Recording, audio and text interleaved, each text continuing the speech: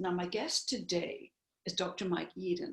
Now, many of you may have heard that name before because, frankly, he's been everywhere in the past couple of weeks, because Dr. Mike Yeadon has been on radio and TV challenging the official narrative of, quite frankly, fear-mongering. Now, why am I, as a coach, wanting to do this series and wanting to interview Dr. Mike Yeadon in particular? It's because everything that I am about is about self-empowerment. It's about you taking responsibility for your life. And right now we have a massive amount of fear in our world and a lot of conflicting advice and a lot of fear mongering that's coming from official channels. So that's why I wanted to interview Dr. Mike Yeadon today, because he has expert knowledge that I think is going to allay a lot of the fears and the fear mongering that's going on. Now, before we get to Dr. Yeadon, can I call you Mike, Dr. Yeadon? Yes, Mike. I'd be known as Mike. Yes, thanks. Let me just read out a little bit of info about Mike. Dr. Mike Yeadon has a degree in biochemistry and toxicology, and a research-based PhD in respiratory pharmacology. He has spent over 30 years leading new medicine research in some of the largest pharmaceutical companies, leaving Pfizer in 2011 as vice president and chief scientist for allergy and respiratory. That was the most senior position in this field in Pfizer.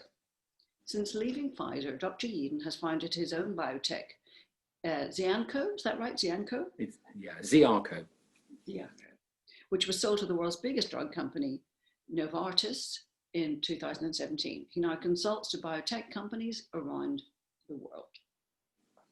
So, Dr. Yeadon, it just feels like Mike, just feels like you've come from like nowhere onto the world stage. I mean, clearly you're an expert in your field and you're well known in your field, but you know, for the rest of us, it just seems like you're just everywhere. You're on TV, you're on radio. Here now, I'm interviewing you. So what's made you speak out? Because you've clearly got a hugely successful career. Sure. Yes, I can get right to that, Fiona. It's a great question. I got to the point of being happily, relatively early retired and just enjoying my life with my wife, our children, and our first grandchild. And then the coronavirus arrived, and of course, I can't help it. I'm a hound for science. You know, I love puzzles. That's why I got into research for new medicine. So I was kind of collating the information, and often I would think this doesn't quite make sense. And sometime in the late spring, early summer, I was talking with a friend of mine who was a professor at a UK university, and he said he'd been at a hockey match, and he was talking at the end with a guy that turned out to be quite a senior NHS manager. And that guy was saying, I've got some real concerns about the bed usage, and especially intensive care bed usage. And my friend said, well, you should speak to Mike. He's all over this area. And so we got talking, and it turns out by incredible luck that he lives 10 miles away from me in the same county. So we met. His concern was that as the intensive care bed uses that were really full of lots of very ill people with coronavirus early in the spring, once those beds emptied, they were staying cold. And he said, I've never seen such a low utilization of our fleet of intensive care beds ever in my career. And I said, well, what the hell is going on? He said, there appears to be a concern that there'll be a second wave of coronavirus. And so the official policy within the NHS England is we'll run the NHS as lowly as we can all through the summer, because there'll be this second wave, which of course, I think is dreadful. They never announced that policy, and it's definitely costing people, suffering and loss of life, because access to the NHS is more limited. I think no one would disagree with that than normal. And it's like that because the NHS fed information by the modelers that inform the government are expecting this massive second wave. So when I got into this, I started looking more seriously at the information, and I thought they've just got it wrong. They literally have got it wrong. So what I wanted to do, Fiona, if I may, is, because this could be useful, is focus on what I have learned are the beliefs of at least some scientists in the SAGE group. They're the Strategic Advisory Group for Emergencies. So these are the people you see popping up on TV quite often. The top of those will be Sir Patrick Vallance, who I know very slightly, Professor Chris Whitty, and then Professor John Edmonds, people like that. So they advised the government. And I was shocked to find let me just say one thing, Mike. I just want to let everyone know that the reason that Mike isn't on camera is not because he's some secret whistleblower or anything like that. It's just because he's in the middle of the countryside and his internet is not strong enough to do video as well. But I'm sure you have seen him on TV and on. Absolutely. Thank you for that, Fiona. Yes. So I started probing what are the backgrounds, the knowledge set, the expertise of the SAGE people. And I was rather shocked to find this. This will stun you. Through spring and summer, there was not a single clinical immunologist amongst them. These are people who would understand how the immune system of humans responds, how population immunity, so-called herd immunity, might mount or not, how vaccines would work and so on. They didn't have any. They say they do now, but they definitely didn't in spring and summer. What they did have, however, was 7 modelers. Modelers are generally, they will claim to be epidemiologists, and they may or may not be, but what they are is mathematicians. They're not biologists, they're not medical doctors, they're not even research scientists like me. So they can put in their models all sorts of assumptions, and then they may have a very good model, and they'll assume that what they put in is reasonable. And look, here's the projection, 500,000 deaths if we do nothing. The problem with that approach is they didn't have someone like me or 10 other peers saying, excuse me, the assumption you've just made there is clearly wrong. Here's one assumption that people they may have heard, and it's wrong. The initial assumption was this is a new virus, so no one in the population will have immunity to it. Sounds quite reasonable if you don't know much about immunity, but no virus has no ancestors. It's not an ancestorless virus. It's related to dozens and dozens of other coronaviruses that have always been around. There are 4, for example, 4 endemic coronaviruses that cause together about 1/3 of the common cold. Nobody tells you this. But because of that fact, because coronavirus SARS-CoV-2 is related to lots of other viruses that people's bodies will have experienced, it was ludicrous to suggest 100% of us were susceptible. So I hope that will immediately reduce some anxiety, because a lot of people, and it's been tested in at least 4 countries, the Karolinska Institute, a big famous place in Germany, 2 places in America, at least 6 proper scientific papers have shown that about 30% of people already had immunity to SARS-CoV-2. And that can explain why sometimes in a family, one person's very ill, one got minor symptoms, and 3 others, nothing at all, even though they lived together. Probably something like that. Now, this really matters. SAGE thinks everybody was susceptible at the start. Here's the next misunderstanding I have proven, because one of the SAGE people wrote in an email this statement, that only 7% of the people have been infected. Now, they said that because that's roughly the percentage of people across the country who have antibodies to the virus circulating in their blood.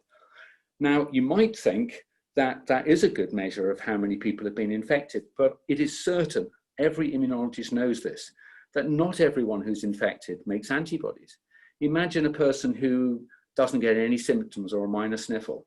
They don't need their body to go through the expensive, slow, and time-consuming process of making antibodies. They've overwhelmed the virus and made themselves well again easily. Now they're immune. They have T-cell immunity. So it's nowhere, absolutely not correct that only 7% have antibodies, therefore only 7% have been infected. It's probably, we're not sure, but it's probably somewhere in the 20% have been infected.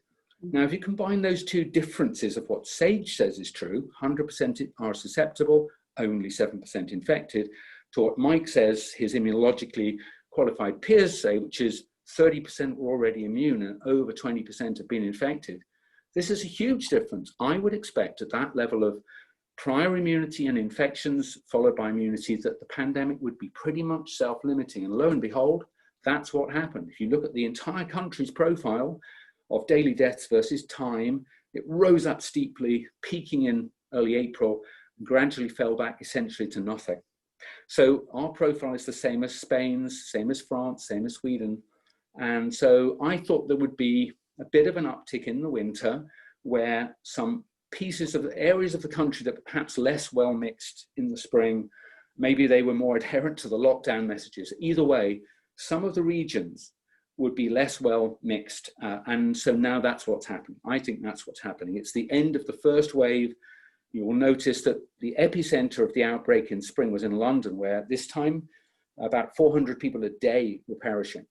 Now it's reached 10 and turned down, 10, not 400.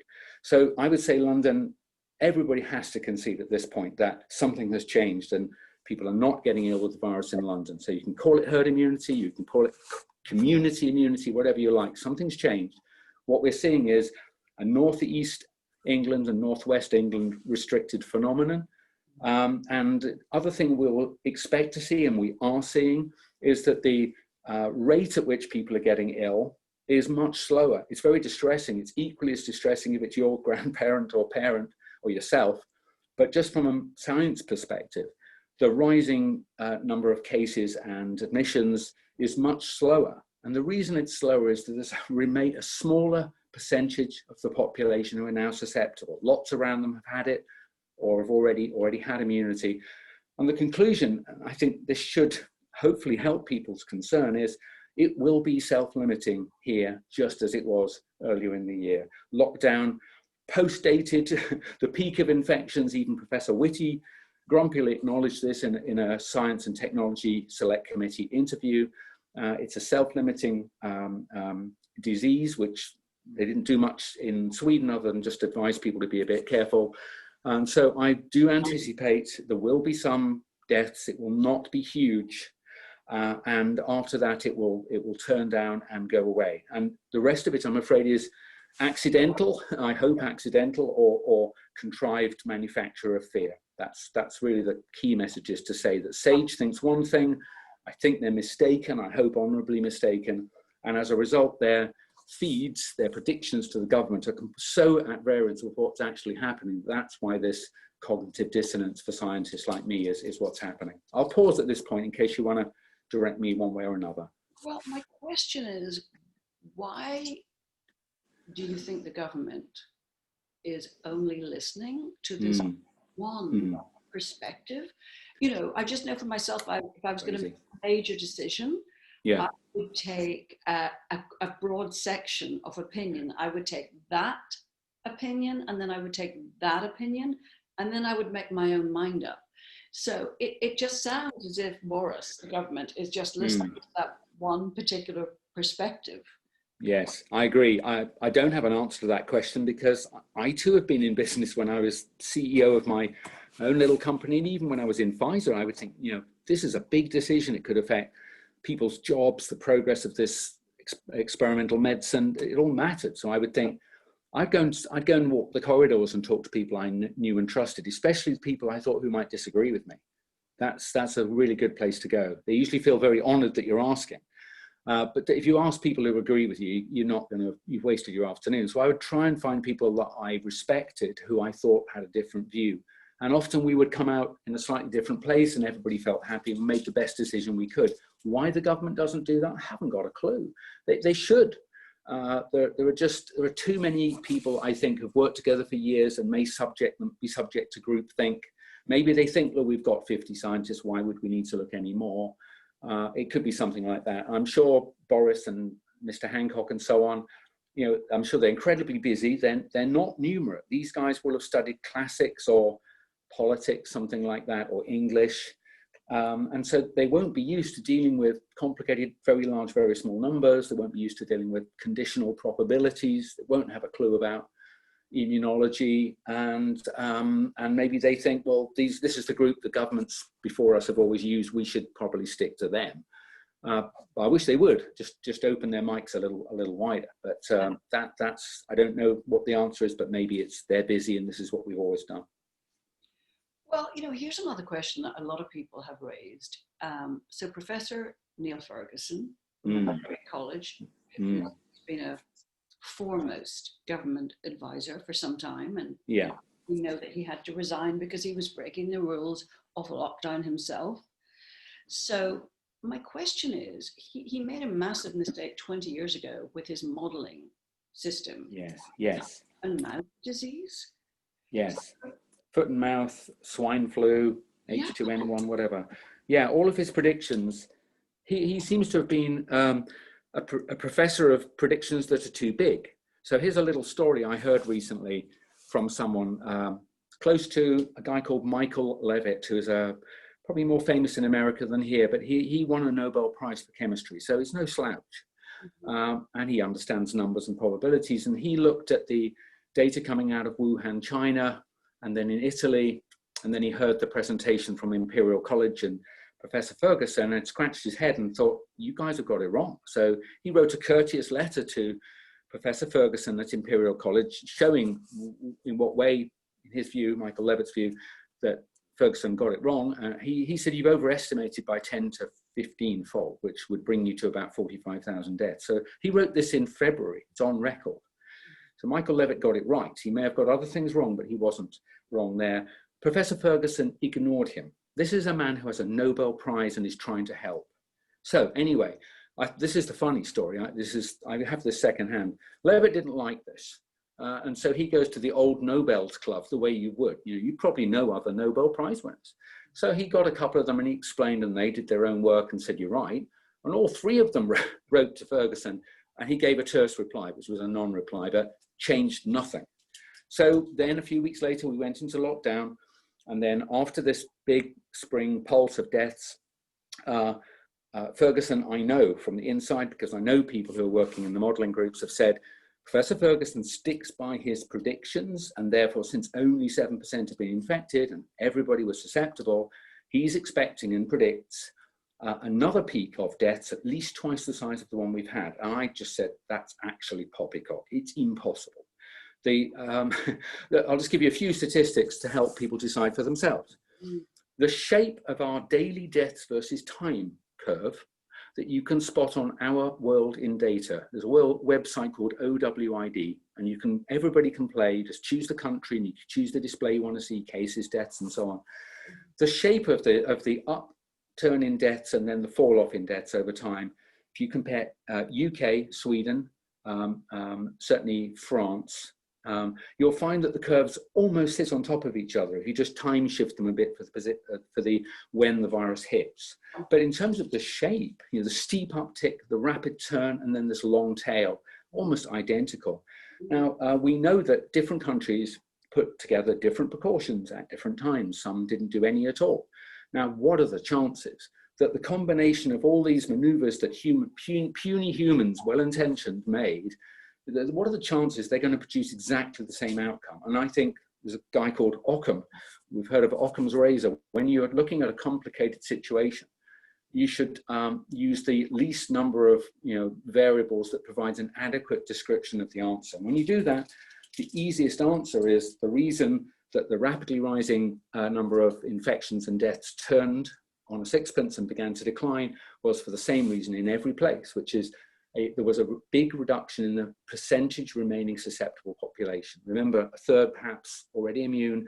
You've only got to take away 10%, and then it'll slow down. And if you take away another 5%, it slows down some more. And it kept slowing down until R is below 1, and it just faded off into the summer. And it hasn't come back in most places. There's lots of cases, but not a lot of deaths. And so I think this started honorably as a government trying to do its best as a genuine natural phenomenon, swept the world. Very frightening. I even supported the first lockdown because I thought, well, we're being told it's 30 times more lethal than most flus. That was the statistic. So we all ducked and covered. But at the end of the first lockdown, I kind of had enough data to think, you don't need to be doing any of this. By the second lockdown, I was getting active on social media. And from the third, I've been busy ever since. And, I try not to be arrogant, but I haven't been wrong yet in terms of the things I've said. I interact with international scientists, including in Sweden, multiple universities in the UK. And we're all kind of scratching our heads thinking, as you asked, Fiona, why doesn't the government talk to, there are very clever people who are in formal positions. I'm a retired person. I've got lots of time, but I don't have positional authority. There are plenty of people who see things similarly to me, and they're not really being listened to, or if they are, it's with a view to besmirching their reputation. And the classic ones, of course, are Professor Carl Hennigan, Professor Sunetra Gupta.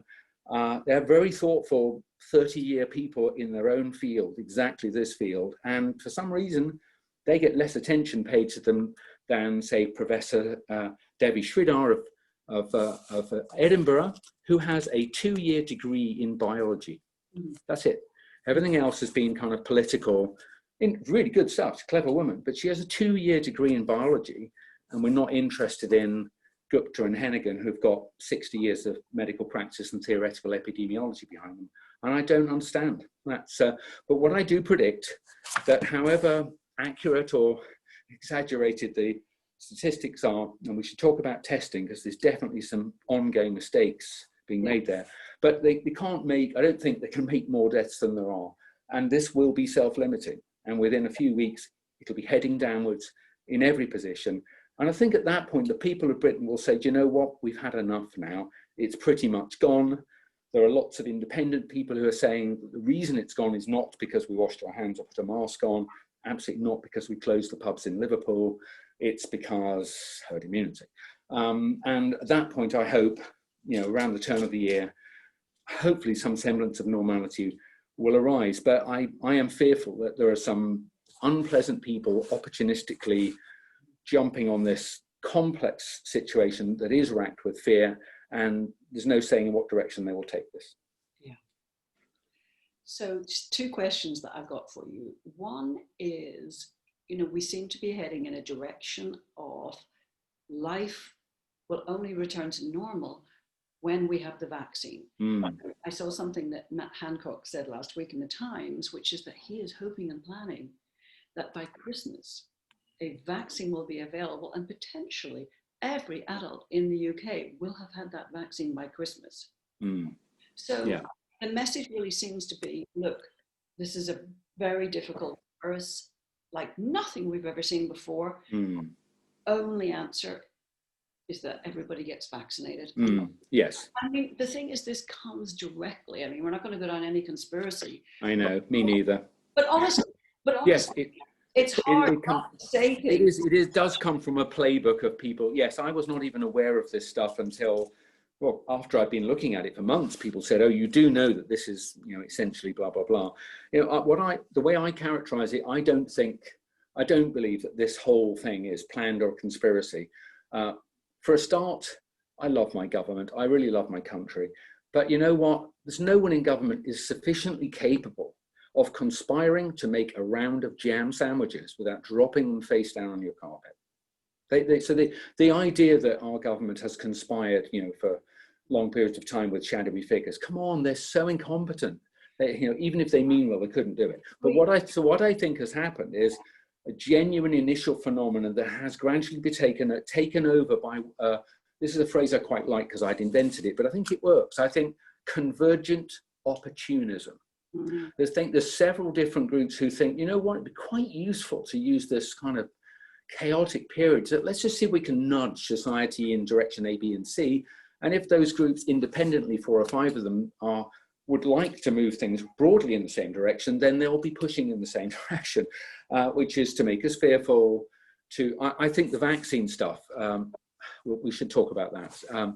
I think it's to do with access control. Once you accept the principle that it's only safe to move about if you know that the people around you have a vaccine, which I don't accept, by the way, and I'll explain why it's just nonsense. But if people accepted it, quite quickly, it would be inevitable. You'd have to have an infrastructure, probably on your phone, an app, and a database, probably on the cloud, that would validate that what you're saying is true. You'd have to have your health status or your vaccine status. So there's probably some people who quite like the idea of access control, knowing where we all are as individuals. Personally, I'm not a libertarian, but I just think it's an outrage. If I want to vanish, turn my phone off and go for a walk, why shouldn't I do that? Well, in this brave new world, I probably wouldn't be able to do that. It would soon become illegal to not be in connection with the cloud, something like that. Anyway, so I don't think this was planned, but I do think what's happening now is a consequence of convergent opportunism, and I will oppose it. So coming to the vaccine,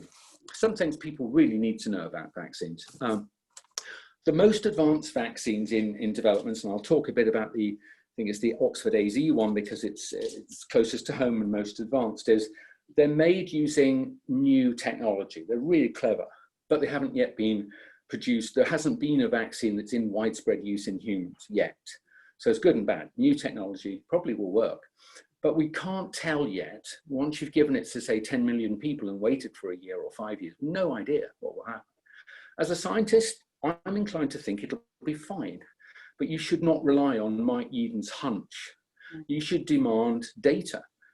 That's it, like we do with all damn medicines. But there won't be any. If we start seeing the rollout of a vaccine around Christmas, that means no one will have had it for longer than a few months, and hardly anyone for more than about 3 months. There will be essentially no long-term safety database at all. That frightens me. This is a virus that kills between maybe 1 in 300 to 1 in 1,000 people, average age 81, 82.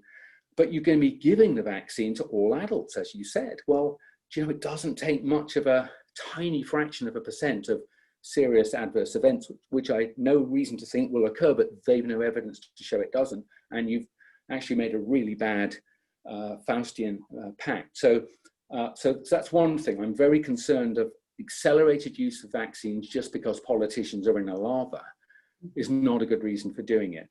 The main reason you don't need vaccines, except for a few vulnerable individuals who will all be old and or already ill.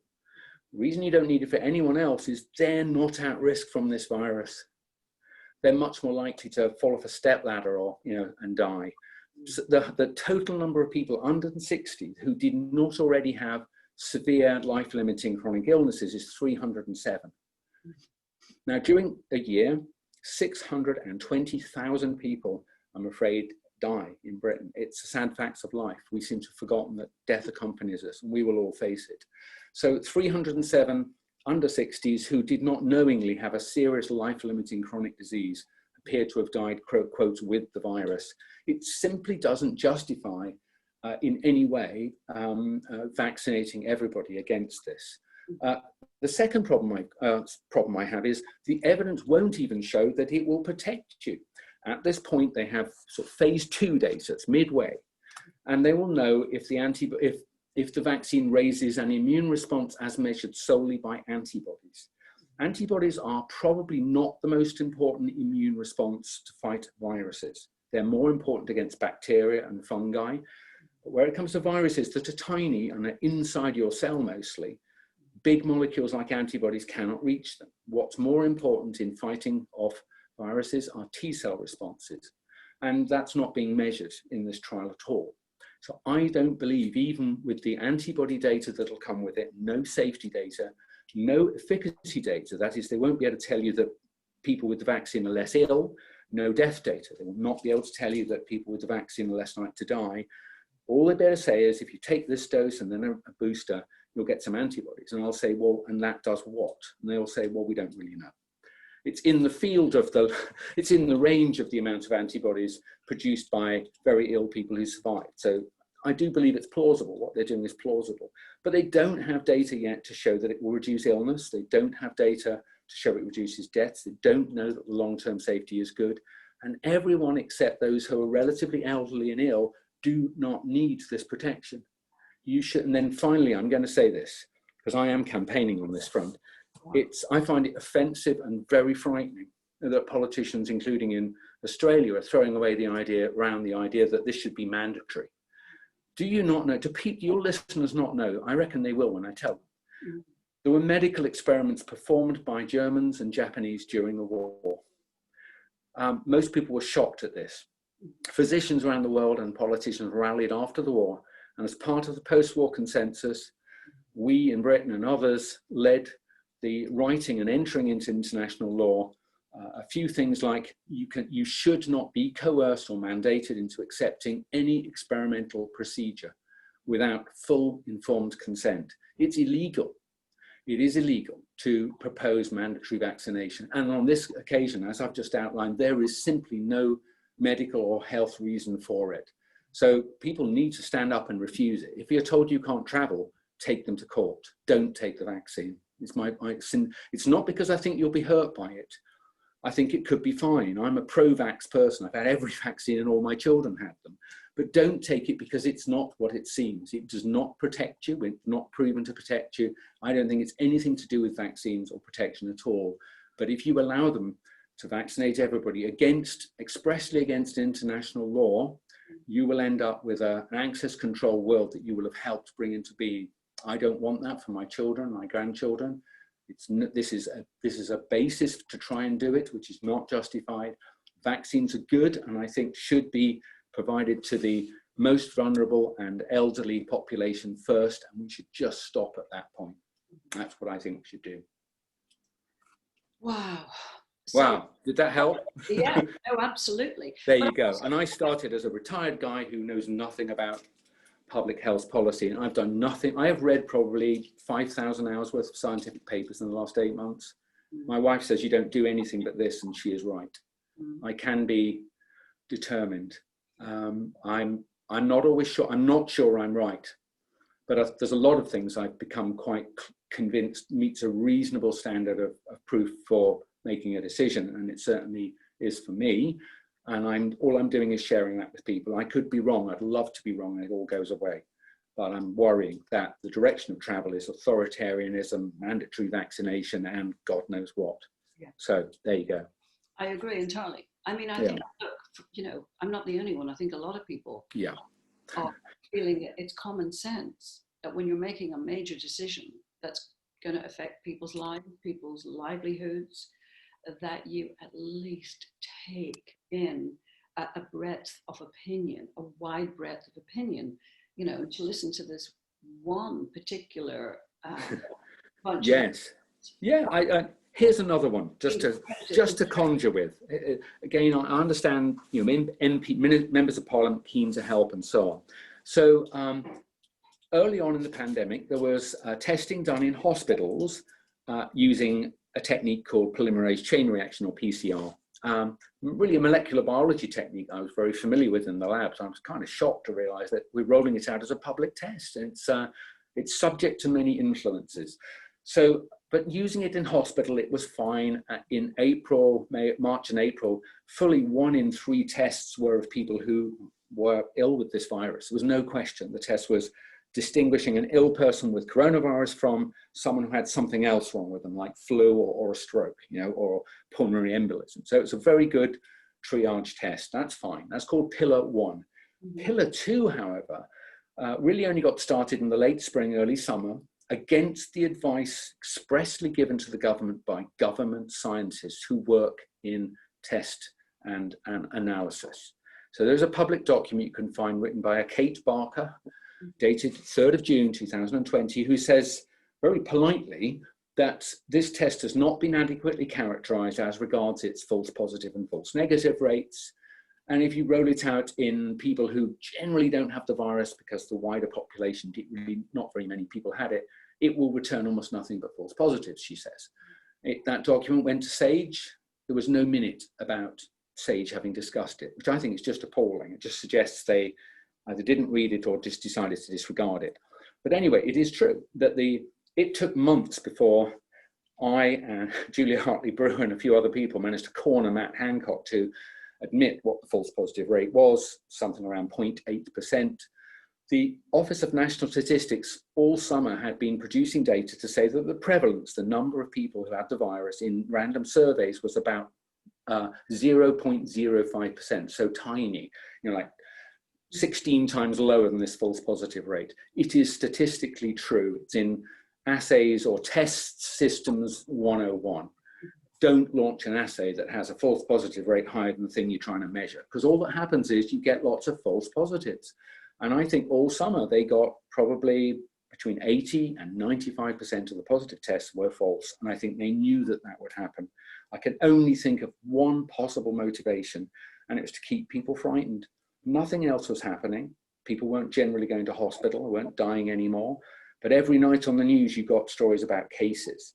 And I would get animated because I knew that they were testing largely. They were supposed to come if you had symptoms, but we all knew in practice people were going to get a test because their employer said someone else in the next office has a cough, you can't come back till you've got a negative test.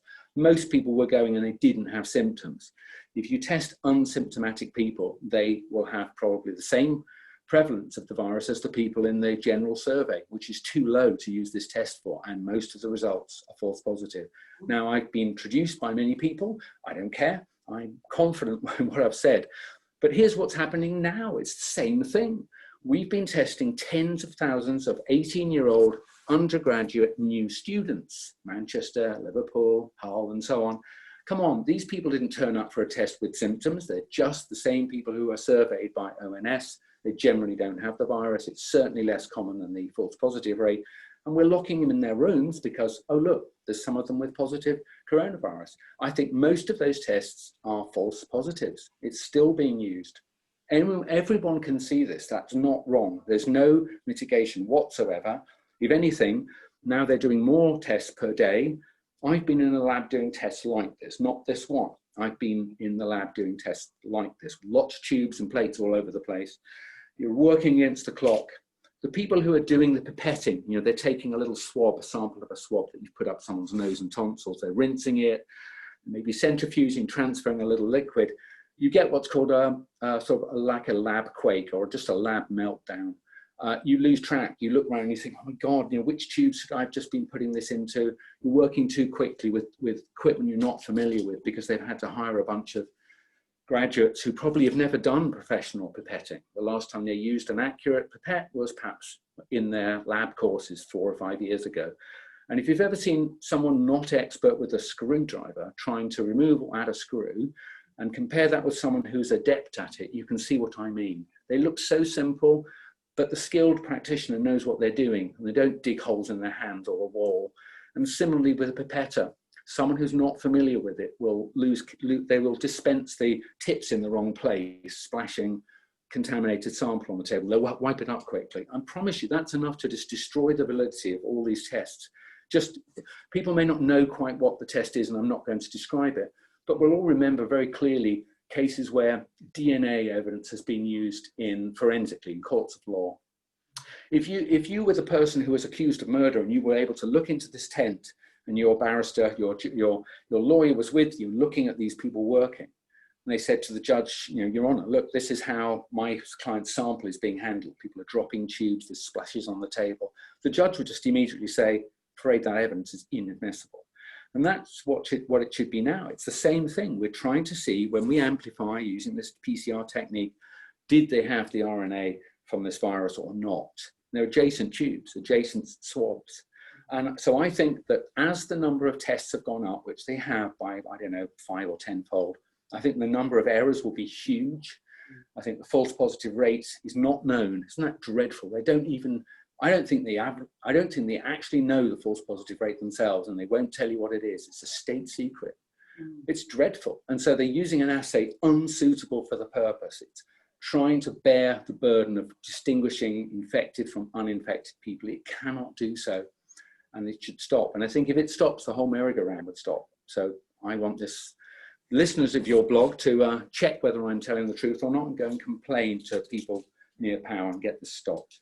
Anyway, I'll pause. I've gone on long enough.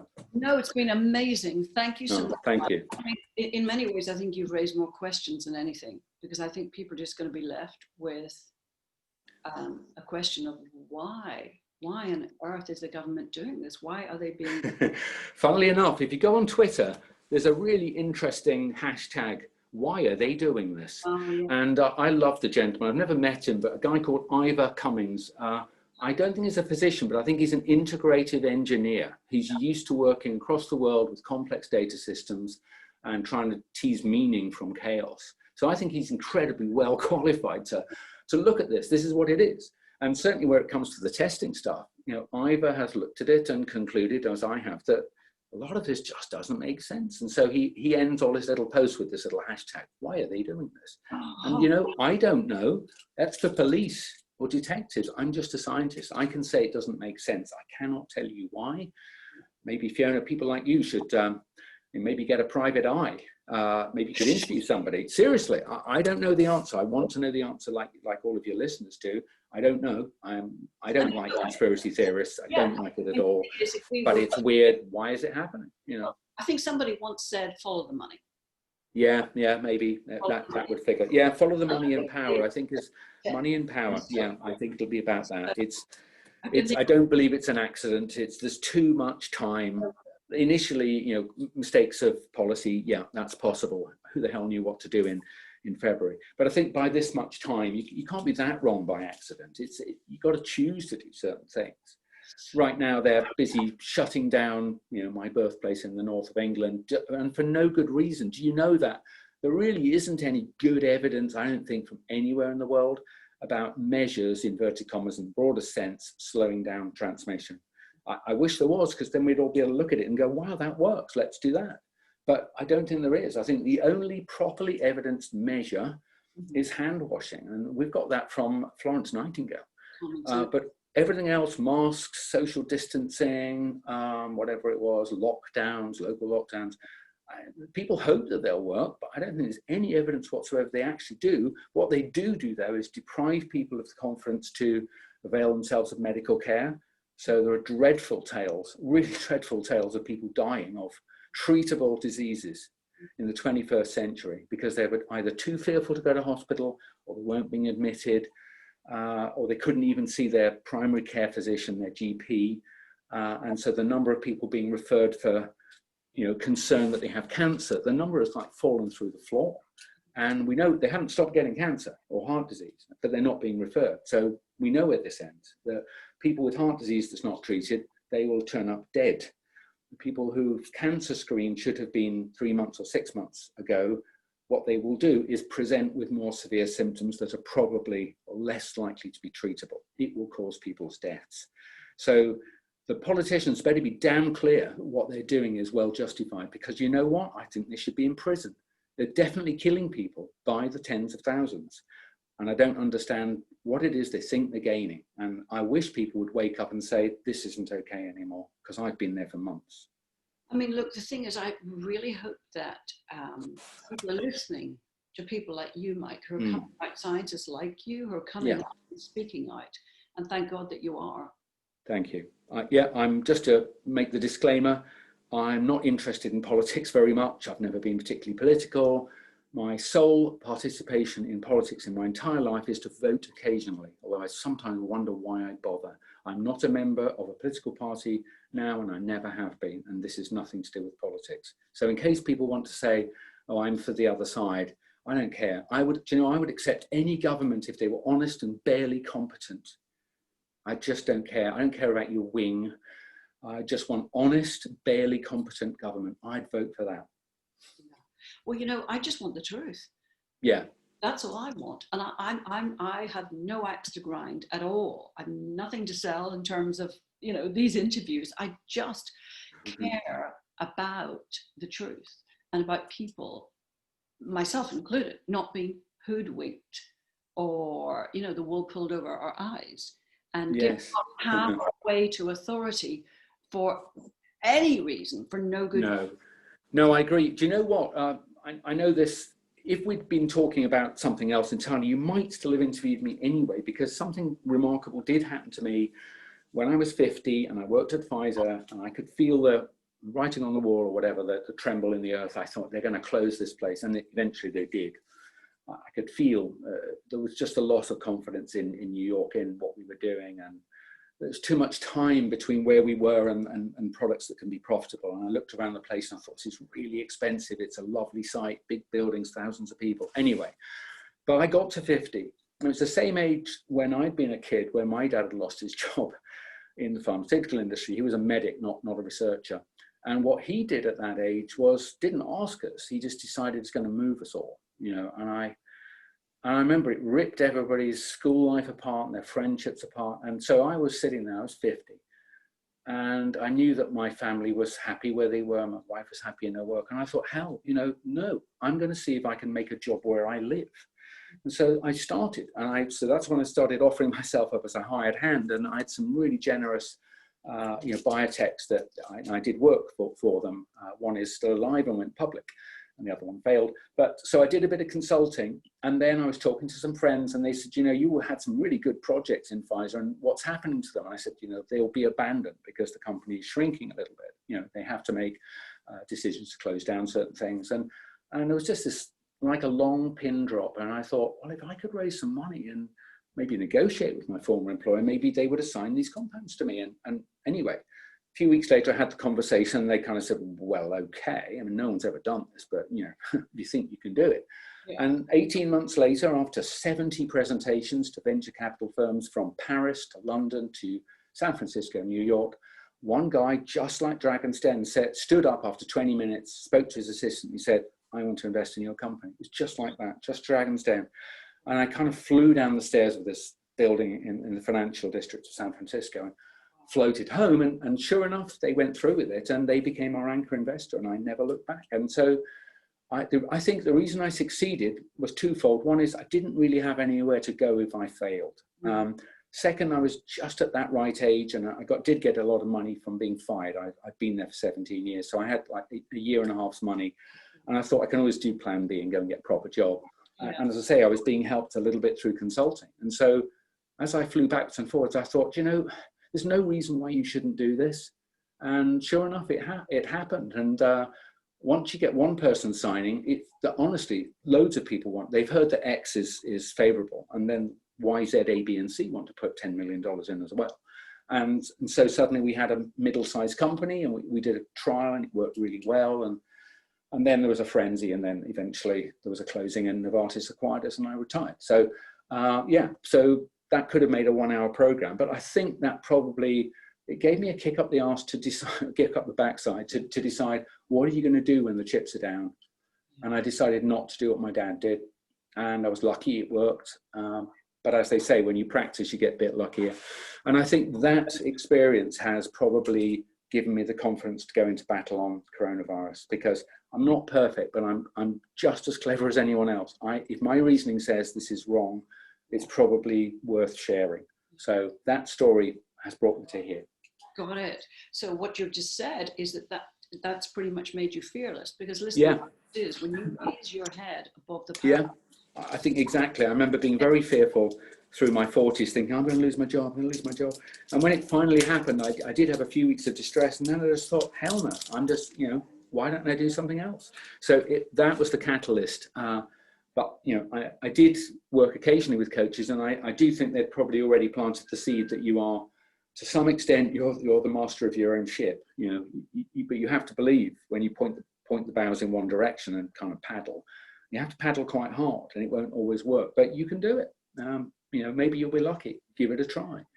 So you don't have to take a job someone else has already made. Sometimes you can make your own job. You've done that. I've done that.